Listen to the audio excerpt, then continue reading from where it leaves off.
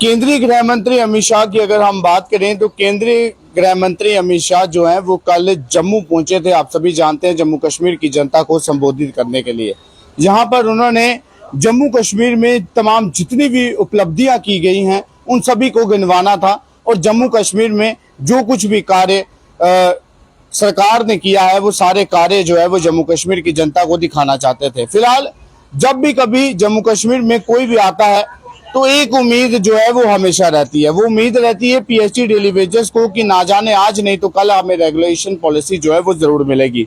आज हम एक बार फिर से चीफ इंजीनियर ऑफिस में पहुंचे हैं जहां पर तमाम पीएचडी डेली वेजेस नजर आते हैं। लेकिन अगर हम बात करें तो इससे पहले पीएचडी डेली वेजेस की जो तादाद है वो काफी ज्यादा नजर आती थी, लेकिन आज आप देख सकते हैं गिनकर जो है वो 5 या 6 पीएचडी डेली वेजेस आपको यहाँ पे नजर आएंगे। आखिरकार ऐसा क्यों और क्या जो इनके साथी हैं उन्हें अब कोई उम्मीदें नहीं रही, वही जानने का प्रयास करेंगे। फिलहाल रवि जी हैं, सीधा इनसे बात करेंगे। रवि जी, कल पहले तो केंद्रीय गृह मंत्री जम्मू कश्मीर आए थे, क्या कुछ आपकी उम्मीदें थी, पहले तो वो जानना चाहेंगे। सबसे पहले तो आपके चैनल का बहुत बहुत धन्यवाद। और हमें तो कोई खास उम्मीद पहले ही नहीं थी, हमें पता था कि ये कुछ नहीं करने वाले हैं, इसीलिए हमने परसों इनकी जो शोक सभा मनाई थी इसीलिए मनाई थी, क्योंकि अब इनसे हमारी उम्मीदें लगातार टूटती जा रही हैं। क्योंकि पिछले 9 साल से हम भी ये देख रहे हैं कि ये सिर्फ और सिर्फ जुमलों के बलबूते पे ये सरकार चलती है और झूठ के पुलिंदे बांध बांध के सिर्फ लोगों को गुमराह करने का प्रयास किया जाता है। आपने दूसरा सवाल किया कि आज लोग कम हैं, तो शायद आपने पिछले 17 अक्टूबर के बाद लगातार देखा होगा कि हम सिर्फ जम्मू के 20-25 लोग यहाँ पे प्रोटेस्ट करते हैं, रूटीन प्रोटेस्ट जो हमारा चलता रहता है, क्योंकि लगातार एडमिनिस्ट्रेशन से बातचीत भी चलती रहती है और प्रोटेस्ट को भी हमने कंटिन्यू रखा है। लेकिन उसमें से भी हमारे आज बहुत सारे साथी जो परसों की गर्मी की वजह से बहुत सारे साथी हमारे बीमार हो गए, जिसमें हमारे मेन 2 साथी जो ताज जी और होशियार जी दोनों बीमार हैं। होशियार जी को परसों से ही बुखार हो चुका है और ताज जी का आज बिल्कुल गला जो है बोलने से भी वो वंचित हो गए हैं और बोल भी नहीं पा रहे हैं। तो ये एक बहुत बड़ा कारण है कि आज संख्या हमारी थोड़ी कम है। तो दूसरा, भाजपा से तो अब लगभग उम्मीदें जो है ख़त्म हो रही हैं। अब हमारी आखिरी उम्मीदें यही हमारे एलजी साहब और हमारे डिपकाम जम्मू जिन्होंने इनिशिएटिव लिया हुआ है, तो हम तो यही कहेंगे कि यही इन मसले का हल ढूंढें और करें। तो मैं कुछ लोग हमारे क्वेश्चन भी कर रहे थे कि हमने अमित शाह की रैली पोस्टपोन क्यों की, वहाँ जाने का कार्यक्रम पोस्टपोन क्यों किया। तो उनके लिए आज मैं इस चीज़ को डिस्क्लोज भी करता हूँ। परसों जब हमने यहाँ प्रोग्राम किया उसके बाद हमें एसएसपी जम्मू चंदन कोहली और एसपी सिटी कुलवीर हांडा जी ने बुलाया, तो हमारे सामने एक बात रखी कि आपका प्रोग्राम क्या है। जब हमने उनको प्रोग्राम बताया कि हम तो विरोध करेंगे, तो उन्होंने हमसे रिक्वेस्ट की कि आप अगर वहाँ पे विरोध करते हो, आपका शायद कुछ मिलना है या नहीं मिलना है ये फ्यूचर की बात है। अगर उन्होंने अनाउंस करना होगा तो वो आपके बिना विरोध के भी करेंगे। अगर आप लोग विरोध करोगे तो उसका अल्टीमेटली जो रिजल्ट है, जो भुगतान करना पड़ेगा, वो पुलिस डिपार्टमेंट को करना पड़ेगा।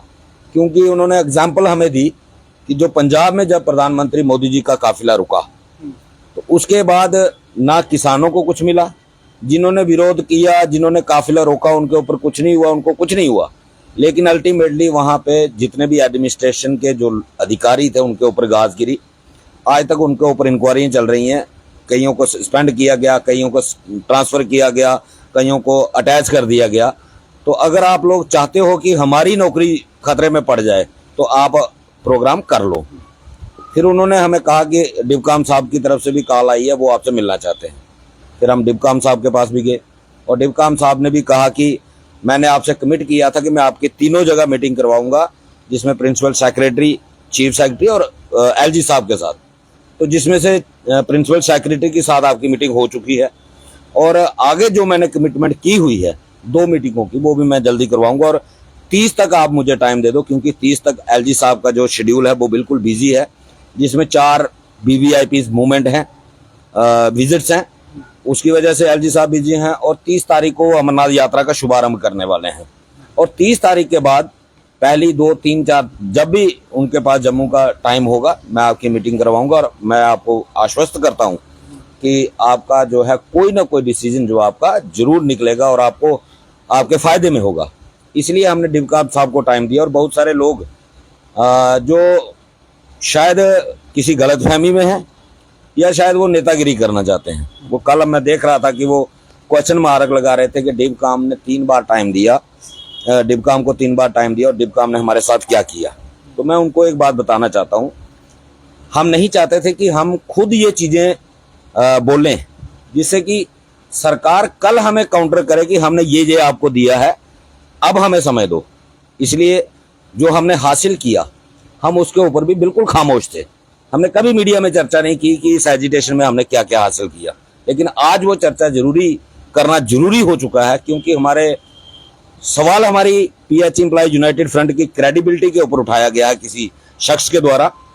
तो मैं बताना चाहता हूं 2022-23 पहला ऐसा साल है जिसमें 2004 के बाद जिसमें डेली वेजर को 12 महीने की वेजेस मिली है, और वो वेजेस 3.5 महीने लगातार स्ट्राइक पर रहने के बावजूद किसी की वेजेस कट नहीं हुई, सबको बराबर वेजेस मिली, पूरे पैसे मिले।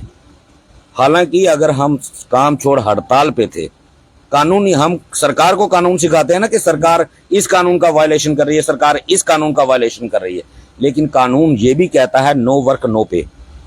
लेकिन फिर भी डिबकाम साहब को हमें मानना पड़ेगा कि उन्होंने हमारे साथ कमिटमेंट किया था 17 अक्टूबर को कि मैं आपकी वेजेस दिलवाऊंगा, और उन्होंने अपना वादा पूरा किया।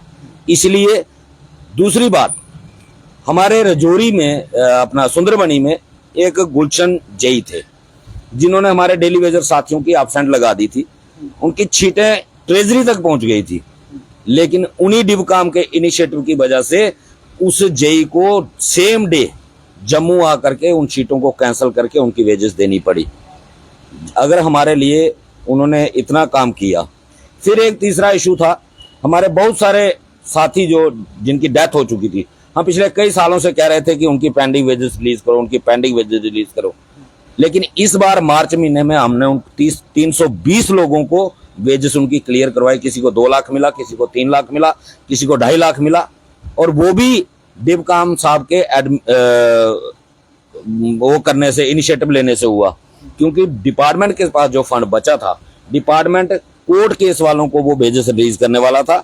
जब हमें पता चला, हमने चीफ साहब को भी घेरा और उसके बाद डिबकाम साहब से ये डिस्कस किया कि ये पैसा जो है ये डेथ केसेस वालों को मिलना चाहिए, उनके घरों में बहुत ज्यादा प्रॉब्लम है। और डिबकाम साहब ने हमारे प्रिंसिपल सेक्रेटरी से बात की और वो पैसा जो है वो उन परिवारों को दिलवाया। ये हमारे लिए इसमें डिबकाम साहब ने हमारी मदद की, और हम इसीलिए उनको तीसरी बार हमने टाइम दिया कि अगर उन्होंने हमारे लिए इतना किया है तो हमें उम्मीद है वो आगे भी करेंगे। और जो लोग लोगों को गुमराह करने का प्रयास कर रहे हैं कि PH एम्प्लॉयज यूनाइटेड फ्रंट ने धोखा किया है, 1 साल से स्ट्राइक चल रही है, हमें बड़ी तकलीफ हो रही है, तो मैं उनको बताना चाहता हूं 17 अक्टूबर के बाद उनको हमने सिर्फ और सिर्फ 4 बार जम्मू बुलाया। 17 अक्टूबर के बाद उन लोगों को 4 बार जम्मू बुलाया है, लेकिन हम लगातार 247 दिन से यहां बैठे हैं।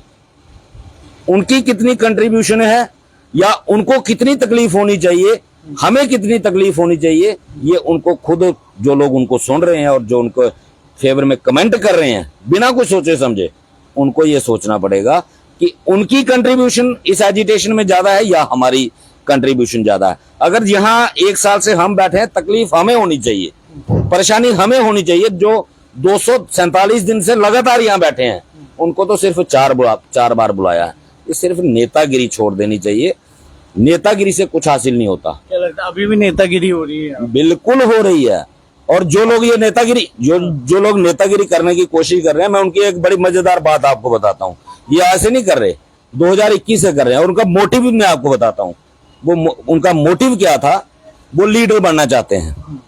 और मैंने पिछले दिनों उनको उनके डिस्ट्रिक्ट में जाके कहा था और बड़ी बार मंच पे बोला है, भाई अगर किसी को मेरी जगह पे आना है, मैं जगह छोड़ने के लिए तैयार हूं। आपको अगर आप चाहते हो कि हम लीड करेंगे, मैं छोड़ने के लिए तैयार हूं, मैं पीछे बैठूंगा और मैं पूरी सपोर्ट करूंगा आपको। आओ तो सही, लोगों को गुमराह मत करो, डिवाइड मत करो, आओ, लेकिन मंशा क्लियर रखो। वो चाहते थे, 2021 में मैं हॉस्पिटलाइज था, मैं बीमार था, उस वक्त मेरी ये पोजीशन थी कि मैं बात भी नहीं कर पाता था, और ये लोग मेरे पास हॉस्पिटल में पहुंचे एक मेरा ही साथी था रोहित सेठ, NRHM का प्रेसिडेंट है, और एक हमारे साथी जो कल बड़े एलिगेशन हमारे ऊपर लगा रहे थे, और ये मेरे पास हॉस्पिटल में आ रहे हैं और मुझसे ये नहीं देख रहे कि ये बचेगा या मरेगा, लेकिन वो वहां मेरे पास डिमांड लेके आ रहे हैं, हम एक बड़ा फ्रंट बनाएंगे जिसमें एजुकेशन डिपार्टमेंट को शामिल करेंगे, मेडिकल को शामिल करेंगे, फलाने डिपार्टमेंट को शामिल करेंगे, NRHM होगा, आंगनवाड़ी होगा, उसमें फलाना होगा, ढिमकाना होगा। भाई उनकी अपनी अपनी वो स्कीम वर्कर हैं, हम डेली वेजर हैं, हमें क्या करना है, इतना बड़ा फ्रंट बना के लीडरी करनी है। और फिर दूसरी बात, तकलीफ कहां हुई? 17 अक्टूबर को।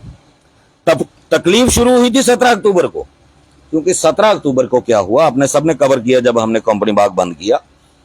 आप ही के एक मीडिया जर्नलिस्ट हैं, JK अपडेट पोर्टल चलाते हैं, रात 9 साढ़े 9 बजे के करीब उन्होंने मेरी इतनी बेइज्जती की, इतना बुरा भला मुझे कहा। हालांकि मैं ना शराब पीता हूं, ना मीट खाता हूं, ना मच्छी, ना अंडा, कुछ नहीं, मैं बिल्कुल प्योर वेजिटेरियन हूं। कुछ लोग जो नेता बातें कर रहे हैं ये भी ड्रिंक किए हुए थे।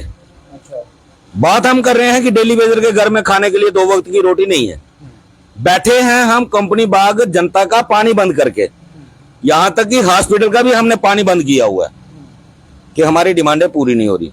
1400 रुपए की वाइन की बॉटल जो है वो कंपनी बाग स्टेशन के अंदर आई। ताज होटल से नॉनवेज बन के कंपनी बाग के अंदर पार्टी चल रही है।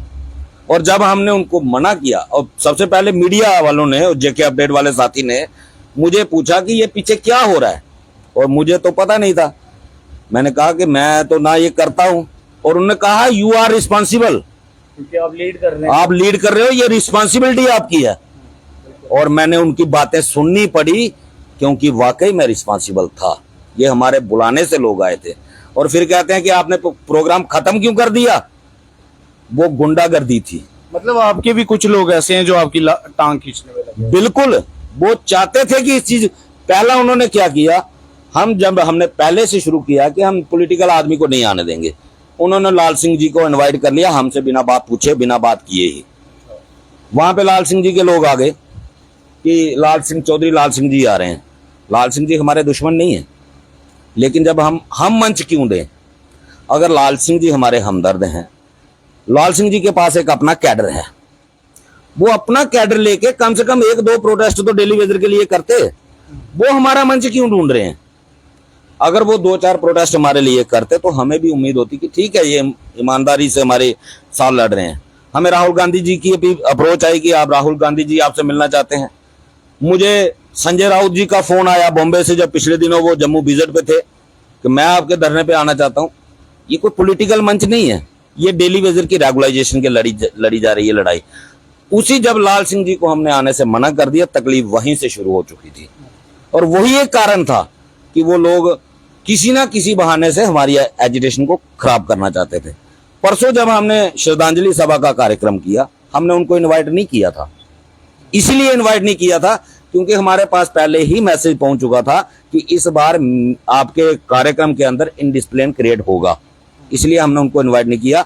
बिना बुलाए यहाँ पे आए, हमने तो बुलाया नहीं आपको, आपको सवाल करना बनता नहीं है, और अगर आप सवाल करते हो तो उसका जवाब भी मिलेगा। और मैं एक रिक्वेस्ट करूंगा आपके चैनल के माध्यम से, कुछ मीडिया कर्मियों ने भी सवाल पूछा था कि 3 बार डिबकाम साहब को टाइम देने का क्या मतलब है, तो उसका मैंने ब्रीफ भी कर दिया, और अगर कहीं और जरूरत पड़ी तो उसके लिए भी मैं तैयार हूं, पूरी ब्रीफिंग देंगे। और हाँ, रही बात मेरी क्रेडिबिलिटी पे, तो मैं एक चीज सबको बता देना चाहता हूं, और इंक्वायरी करनी होगी तो आप मेरे साथियों से कर सकते हैं। सबको वेजेस जो पेंडिंग स्ट्राइक पीरियड की थी वो 29 मार्च को रिलीज हुई, सबको मिल गई, पूरे जम्मू प्रोविंस की। मेरी वेजेस 7 जून को निकली है, मैं अभी भी आपको मैसेज दिखा सकता हूं। मेरी वेजेस 7 जून को निकली है, लेकिन मैं कभी अपने ऑफिस नहीं गया, इसीलिए नहीं। यहां तक कि मेरे शीतली वाले साथियों ने मुझे 10 बार कहा कि अगर आपको ऑफिस में नहीं जाना, हम आपके ऑफिस में जाएंगे, हम आपके एक्शन से पूछेंगे कि इनकी वेजेस क्यों नहीं निकली, क्योंकि डिपार्टमेंट चाहता था ये हमारे पास आए, ताकि अगली बार जब कोई किसी काम के लिए आएगा तो हम इसको झुकाएंगे। लेकिन मैं अपनी वेजेस कुर्बान करने के लिए तैयार, मैंने किसी को नहीं जाने दिया, उनको भी मना किया। और मेरी क्रेडिबिलिटी पे अगर कोई सवाल उठाएगा तो मैं किसी को माफ नहीं करूंगा। फिर मैं सारी बातें बताऊंगा। और रही बात, उन्होंने एक और सवाल उठाया कि हम बीजेपी के लोग हैं, लेकिन साथ ही साथ अपने सवालों का जवाब भी खुद दे रहे हैं।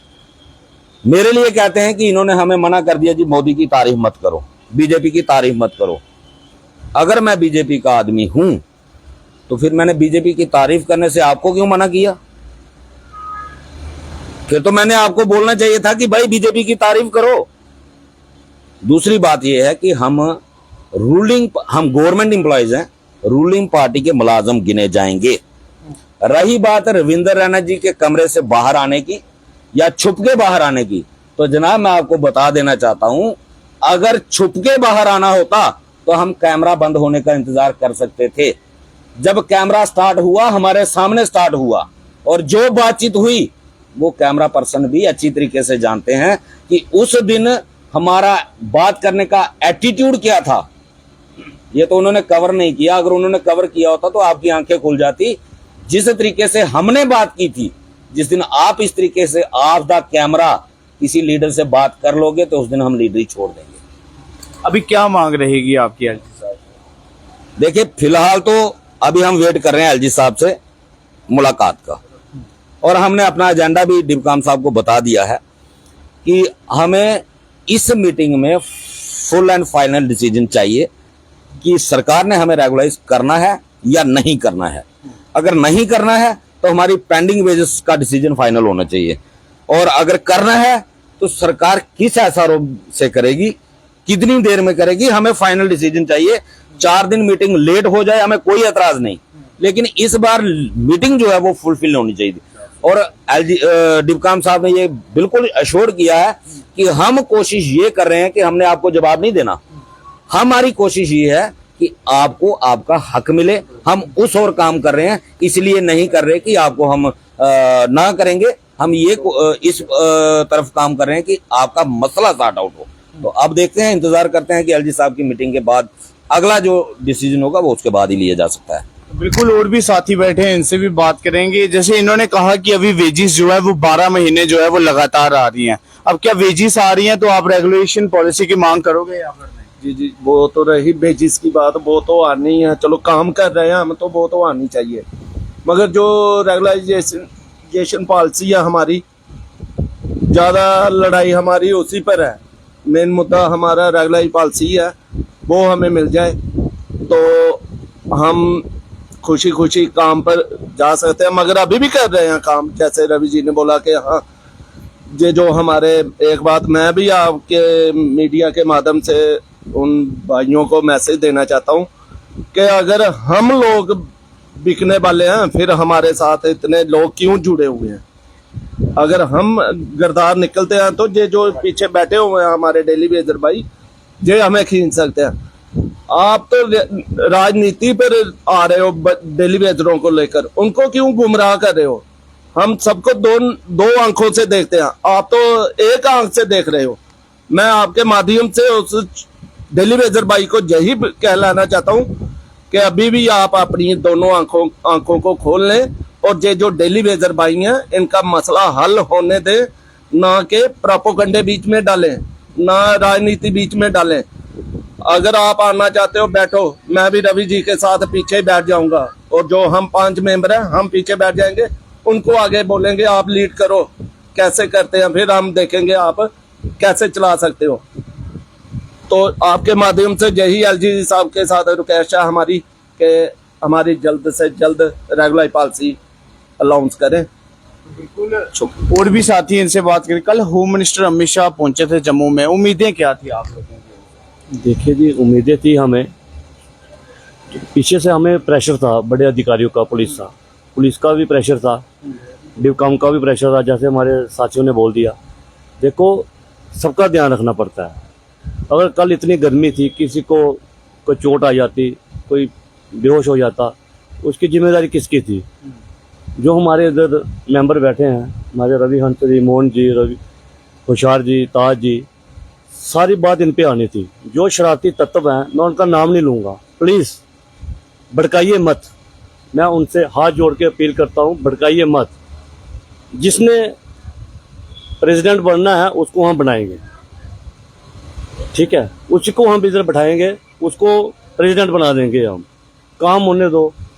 बाकी डेली वेजेस जितना भी है टूट चुका है, आपको पता है। इतने में प्रोटेस्ट करना इधर 1 साल से अब ऊपर हो रहा है। वही हमारे साथी ने इधर बोला कि 4-4 बार इधर आए हैं, 2-2 बार इधर से आ रहे हैं। कौन सा उन्होंने एहसान कर दिया? अपने लिए आ रहे हैं ना। अगर आज पे मिल रही, परमानेंट होंगे, सबको सब होंगे। मेरी सब जितने भी हैं पीएचई के, जिनको शौक है लीडरी का, मैं उनको हाथ जोड़ के कहता हूँ इकट्ठा हो जाओ। हम इधर बैठे हैं, देखो कितनी गर्मी है, इतनी गर्मी में बैठे हैं। कोई साथी हमारे बीमार हो गए हैं, सब देखना पड़ता है। कल की उधर बगड़ दगड़ मच जाती, आपने जो सवाल किया, अमित शाह जी की रैली हुई, बगड़ दगड़ मच जाती, सारी बात किस पे आनी थी? मेरा आपसे सवाल है, बताइए। मतलब आप एडमिनिस्ट्रेशन के लोगों की कुर्सियां बचाना चाहते हो, लेकिन वो तो अभी भी ये कह रहे हैं कि आप में से कुछ साथी ऐसे हैं जो बैकडोर एंट्री से आए हैं, करप्शन करके आए हैं, उन लोगों के खिलाफ इंक्वायरी की जाएंगी। हम चाहते हैं ना, इसके लिए जवाब मैं दूंगा, बिल्कुल होनी चाहिए। मतलब आप भी चाहते हैं? बिल्कुल इंक्वायरी होनी चाहिए। जो बैकडोर है, अगर 40,000 संख्या बड़ी है तो कुछ ना कुछ तो फ्रॉड हुआ है। अगर 40,000 की संख्या बड़ी है, क्योंकि जब हम बात करते हैं कि जेन्युइन लोगों की, हमारा सीधा क्लियर स्टैंड है, जो मसला हो वो जेन्युइन होना चाहिए। ऐसा नहीं है कि कोई किराने की दुकान कर रहा है तो वो पीएचई में परमानेंट जॉब करे, डायरेक्ट उसको परमानेंट जॉब मिल जाए। कोई अगर सऊदीया में बैठा है, यहाँ उसको परमानेंट जॉब मिल जाए, हम इसके समर्थन में कभी ना थे ना है। क्या लगता है जो लीगल तरीके से आए हैं, जो इलीगल तरीके से आए हैं, उनकी वजह से जो लीगल तरीके से यहाँ पर है उनको भी प्रॉब्लम हो रही है? बिल्कुल हो रही है, बिल्कुल हो रही है। क्यों नहीं होनी चाहिए? जब एक जिम्मेवार कौन है इन सब चीजों का? जो पुरानी सरकारें रही हैं वो। देखिए, सरकारें जिम्मेवार नहीं होती, डिपार्टमेंट जिम्मेवार होता है, एचओडी जिम्मेवार होता है। एचओडी जब भी हमारी लिस्टें गई, हमारे पीएचई का एक कल्चर है, कभी भी हमारी 2 बार अगर लिस्ट गई, कभी दो लिस्टों का जो नंबर था वो सेम नहीं हुआ।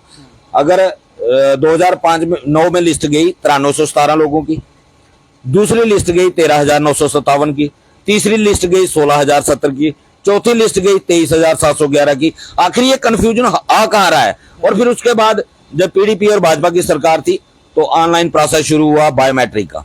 बायोमेट्रिक में जो नंबर 61,000, वो 1,05,000 तक पहुंचा कैसे? कौन लोग थे वो पहुंचाने वाले? आखिर अगर 22,000 पीएचई में डेली वेजर काम कर रहा है तो वो डेली वेजर है कहां? बिल्कुल, अगर काम कर रहा है तो वो है कहां? क्यों नजर नहीं आता? क्या लगता है इधर भी मतलब गुमराह किया जा रहा है? बिल्कुल, और इसमें एडमिनिस्ट्रेशन का बहुत बड़ा हाथ, हमारे डिपार्टमेंट का बहुत बड़ा हाथ है। हम चाहते हैं कि उस आदमी को उसका हक मिलना चाहिए जो डिजर्व करता है, जो गवर्नमेंट का काम करता है। अगर कोई घर में बैठा है उसको बिल्कुल हक नहीं मिलना चाहिए, उस पर कार्रवाई होनी चाहिए, और जिसने उसको एंगेज किया है उसके ऊपर भी बराबर कार्रवाई होनी चाहिए। हम बिल्कुल इस मामले में हम सरकार के साथ हैं। नहीं, आपके आधे से ज्यादा बंदे बीमार हो गए, रेगुलेशन पॉलिसी अभी नहीं मिली। क्या लगता है सरकार इंतजार किसका कर रही है? सबसे बड़ी कंफ्यूजन ये है कि कोई भी हाथ डालने से पहले डरता है। ये नंबरिंग जो है यही खराब कर रही है सारे सिस्टम को। हमारी जितनी भी लिस्टें जैसे गई हैं, हर एडमिनिस्ट्रेटिव सेक्रेटरी के पास, पिछले दिनों ही मैं फिर बात आ जाएगी लीडरशिप पे, एक बदनामी पीएचई डिपार्टमेंट के ऊपर लगी हुई है कि पीएचई वाले डिपार्टमेंट में ड्यूटियां नहीं करते। कोई ऑटो चलाता है, कोई मैटाडोर चलाता है, कोई दुकान पे काम करता है, कोई कुछ करता है, सरकारी काम नहीं करते। और हमारे ही नेता ऑटो चला रहे हैं और मीडिया में दे रहे हैं। हमारे ही नेता ऑटो चला के मीडिया में बोल रहे हैं मैं 500 रुपया, 900 रुपया, 1000 रुपया दिन का कमा रहा हूं। क्या साबित करना चाहते हैं? कि जो लोग एलिगेशन लगाते हैं पीएचई डिपार्टमेंट के ऊपर, जो लोग बात करते हैं, जो एडमिनिस्ट्रेशन कहती है, वो बिल्कुल सच है। ये नेताओं का काम है, और वो नेता हम पे सवाल उठाएंगे। 186 लोग अंडर एज लगे डिस्ट्रिक्ट रियासी के अंदर। एक तरफ ये कहते हैं सारे लोग मेरे साथ आ जाओ, मैं आपका हमदर्द हूं। दूसरी साइड 186 लोगों को डिसएंगेज करवाने के लिए इन लोगों ने अपने से एडी चोटी का जोर लगा लिया। भाई जो काम कर रहा है, अगर उसको अंडर एज लगाया तो वो रिस्पॉन्सिबल जेई होगा, रिस्पॉन्सिबल एक्शन होगा। ट्रेड यूनियन लीडर का ये काम नहीं है कि अगर वर्कर के खिलाफ लीडर बोलना शुरू हो जाए उसको लीडरी करने का कोई हक नहीं है, वो लीडर नहीं हो सकता। अगर वर्कर काम कर रहा है, डिपार्टमेंट को सेवाएं दे रहा है, वो डिपार्टमेंट को तय करना है कि उसके लगाने के पैरामीटर्स क्या हैं। अगर उन पैरामीटर्स का वायलेशन होता है तो वो सरकार देखे कि उस अधिकारी के ऊपर क्या कार्रवाई करनी है। और हम उठ के लोगों के खिलाफ, अपने वर्कर के खिलाफ बोलना शुरू कर देंगे, फिर हम कहें कि हम लीडर हैं। ये दोगली नीति नहीं चलनी चाहिए, ये नहीं होना चाहिए। बिल्कुल ये दोगली नीति जो है वो नहीं चलनी चाहिए। जी आप कुछ कहना चाहते थे, क्या कह रहे हैं आप? देखो 1 साल हो गया मैं एजुटेशन में, तो जो यूनाइटेड फ्रंट के मेंबर हैं, जब भी कोई प्रोग्राम, चाहे वो पुल बंद हो, जब किसी का रोड बंद हो, तो यूनाइटेड फ्रंट के मेंबर पहले कोर कमेटी बुलाते हैं, सबको पूछ लेते हैं, वो हाँ करते हैं तभी करते हैं। जैसे कल एक हमारा ही वर्कर जो PHE का मीडिया में बोल रहा था कि ये लोग मतलब बिक गए हैं, जी यहाँ उल्टे सीधे सवाल पूछ रहा था। मैं आपके मीडिया के चैनल से ये बात उनको कह देता हूँ कि जब हमारी हंगर स्ट्राइक थी तो वो कितनी बार यहाँ रात में रहा। हमारे साथियों का जो, जैसे होशियार जी आ रहे हैं, इन्होंने उस कोरोना में अपने पिताजी को खोया है, और रवि जी की बुरी हालत रही, और ताज जी हैं, उन्होंने अपने पिताजी को खोया है। आज वो बड़ी बड़ी बातें करेंगे 4 बंदे लेकर, ये चीज यूनाइटेड फ्रंट नहीं सहन करेगा। जिसको चाहिए हम कह लेते हैं, हम खुद कहते हैं, क्योंकि हम इनके पीछे हैं, ये आगे हैं, हम इनको कहते हैं आप पीछे हो जाओ, आप इन डेलीवीर की लड़ाई लड़ो। तो मैं उनको कह देता हूं, ऐसे लोगों को गुमराह मत करो, किसी को मत करो, क्योंकि जिसके पास सरमाया है, जहां उसकी कोई अपना कोई कारोबार है, तो वो बाकी की बेड़ियों के बट्टे ना डाले, क्योंकि बाकी लोगों को खराब करने की मत कोशिश करे। क्योंकि कुछ लोग इस वक्त रोटी से महताब हैं, अब उनके बच्चे जवान हो रहे हैं, और वो बच्चे उनके स्कूलों से निकाले जा रहे हैं, और कुछ साथी आपने कवर किया होगा, वो रो रहे हैं। मगर इस झंझट से जो ये बातें कह रहे हैं, इससे गवर्नमेंट को भी ये पता चलता है कि ये लोग दो फाड़ हैं, और कुछ कहते हैं कि ये पॉलिटिक्स हैं। अरे 1 साल से आपने एक वो भी कवर किया है, जैसे NC के कोई नेता यहाँ आए हैं, या PDP का नेता आया है, या कांग्रेस का कोई भी नेता आया है। ये फिलहाल डेली बीर ही यूनाइटेड फ्रंट इसको चला रहा है। नेता बुलाने होते तो खुद बुला लेते, और बड़े बड़े हमको ऑफर भी आई है, जैसे रवि जी ने कहा है, होशियार जी को कहते हैं कि कोई ना कोई नेता आ रहे हैं। मगर हो सकता है हमने भी कभी कहा होगा किसी नेता को बुलाते हैं, थोड़ा फर्क पड़ेगा, मगर यूनाइटेड फ्रंट ये चीज नहीं चाहता है। उन्होंने कहा कि डेली बीर ही अपनी लड़ाई खुद लड़ेगा, और हम उन नेताओं को जो नेतागिरी करना चाहते हैं उनको दूर रखना चाहते हैं, क्योंकि ये हमारे बच्चों का भविष्य की लड़ाई है। हमने 25-25, 30-30 साल दे दिए हैं। जिसके पास कोई सरमाया होगा, हमारे पास कोई सरमाया नहीं है। हमारे बहुत सारे टेलीविजन हैं जिनके पास वो आज जैसे 350 के लगभग जो दुखी होकर अपनी आत्महत्या कर गया, जहां वो मतलब आर्थिक तंगी से वो हो गया। मेरा एक दोस्त रवि जी, आपने देखा होगा, ऐसे उसको कहते थे दाढ़ी वाला, वो आज इतनी बुरी हालत है, बीमार था। हमने उसी दिन उसको देखने के लिए गए थे, बड़ी बुरी हालत है बेचारे की। उन लोगों पे तरस खाना चाहिए, इन लोगों ने जो अपनी नेतागिरी चला रहे हैं, क्योंकि डेली बीर आज इतना परेशान हो चुका है। हम गवर्नमेंट से कब के द्वार लगा रहे हैं। रही बात, कहते हैं कि इन्होंने ये प्रोग्राम जी कैंसिल किया। डेली बीर खुद परेशान है, बाकी वालों को क्यों परेशान करेगा। अगर कोई कुर्सी, आज कम से कम भी 30 बार हमारी मुलाकात उच्च अधिकारी से हो गई है। हमारा काम है बात सुनना, क्योंकि डेली बीर नहीं चाहता किसी डेली बीर को कोई लाठी चार्ज हो, या कोई धूप में बेचारा सड़े। हम चाहते हैं कि हमें इधर बैठे ही हमें पॉलिसी मिल जानी चाहिए। तो हम, हमारे घर में कोई मेहमान आया है, हम उसकी तौहीन नहीं करना चाहते हैं। जब हमें कोई समझाए, उच्च अधिकारी अगर हमें समझ, जैसे SSP आंडा जी ने हमें समझाया, या डिवीजन किसी ने हमें समझाया, हमारा काम है समझना है बात को।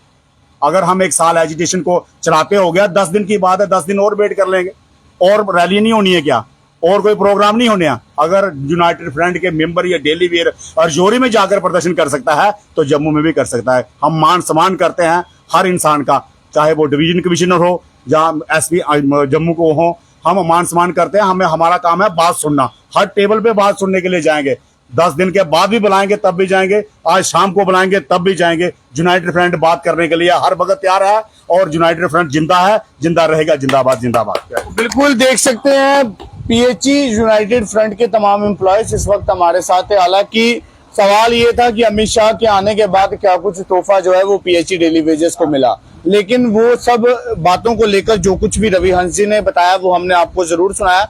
वही रवि हंस जी ने ये भी बताया कि कुछ अपने ही लोग हैं जो हमारी ही टांग खींचने पर लगे हुए हैं, और वो 2 गुट पर जो है वो PHE डेली वेजेस को डिवाइड करना चाहते हैं, जो कि हम कभी भी जो है वो नहीं होने देंगे। क्योंकि PHE यूनाइटेड फ्रंट की हमेशा जो है वो एक ही स्लोगन नजर आया है कि जब तक रेगुलेशन पॉलिसी नहीं तब तक घर वापसी नहीं। तो ये लगातार जो है वो यहीं पर है। हालांकि अब कुछ इनके साथी जो है वो बीमार भी हो चुके हैं, उसके बावजूद फिर भी इन लोगों ने हिम्मत नहीं हारी है। चाहे 2 से 3 लोग ही यहाँ पे नजर आ रहे होंगे, लेकिन फिर भी यहाँ पर बैठे हुए हैं, और साफ तौर पर ये कहना है कि पॉलिसी हम लोग जो है वो घर पर लेकर ही जाएंगे। और साफ तौर पर यह भी कहा कि अगर बैकडोर एंट्रियां अगर हुई हैं, अगर करप्शन के साथ लोग लगे हैं, तो कार्रवाई अगर सरकार करना चाहती है तो हम भी उनका साथ देंगे, क्योंकि हम भी ये चाहते हैं कि कार्रवाई जरूर हो ऐसे लोगों के खिलाफ, ताकि जो वाकई में जो लीगल तरीके से इस डिपार्टमेंट के अंदर आए हैं उन लोगों को उनका हक जो है वो जरूर मिल सके। फिलहाल इसे लेकर आम जनता क्या सोचती है, आम जनता अपनी राय देकर जरूर बताए।